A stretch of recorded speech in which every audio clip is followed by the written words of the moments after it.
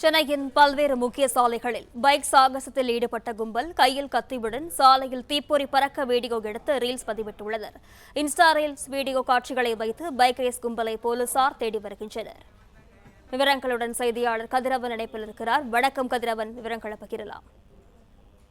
சென்னையின் முக்கிய இடங்கள்ல நள்ளியூர்ல பைக் ரேஸில் ஈடுபட்டதை லைவ் வீடியோவாக தனது இன்ஸ்டாகிராம் பக்கத்தில் பதிவிட்டது தொடர்பாக போக்குவரத்து காவல்துறையினர் விசாரணை மேற்கொண்டு வருகிறார்கள்.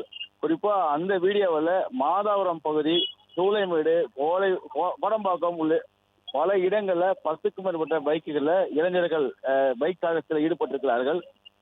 சாலையில இளைஞர்கள் பைக் சாகசத்தில் ஈடுபட்ட போது போலீசார் துருத்துறது போன்றும் அதனை கேலி செய்வது போன்ற பாடலுடன் அந்த இளைஞர்கள் வெளியிட்டிருக்கிறார்கள். நம்பர் பிளேட் இல்லாத பைக்குகளை பயன்படுத்தி இளைஞர்கள் இந்த போன்ற சாகசத்தில் ஈடுபட்டிருக்கிறார்கள். ஒரு கட்டத்துல ஒரு இருசக்கர வாகனத்துல பின்னால் இருந்த அவர் 1 அடி கையில் கத்தி ஒன்றை ஷார்ப் செய்வது போல சாலையில தேய்த்து நெருப்பு பறக்க விடுவது போலவும் பதிவிட்டிருக்கிறார்கள். இது சென்னை அல்ல பிரேசில் என்பது போல வாசகங்களுடனும் போலீஸ் குறித்து கேலி செய்யும் விதமாகவும் அதில் பதிவிட்டிருக்கிறார்கள்.